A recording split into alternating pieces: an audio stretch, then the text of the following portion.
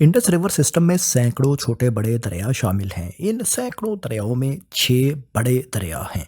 मगरबी साइड पर इस सिस्टम का सबसे अहम दरिया दरियाए सिंध यानी इंडस रिवर खुद है। दूसरा अहम दरिया इस सिस्टम का दरियाए जेहलम है, जो इंडियन इलीगली ऑक्युपाइड कश्मीर से निकलता है और पाकिस्तान की सरजमीन पर बहता है।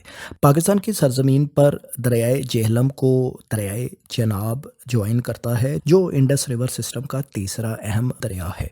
चनाब रिवर को फिर चौथा दरिया दरियाए रावी ज्वाइन करता है, जो इंडियन स्टेट हिमाचल प्रदेश से निकलता है।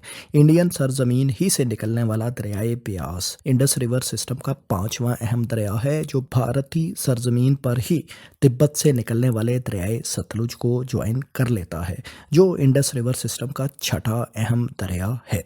सतलुज रिवर फिर चनाब रिवर से मिलकर इंडस को ज्वाइन करता है, जो बहीरे अरब में बिलाखिर जान गिरता है।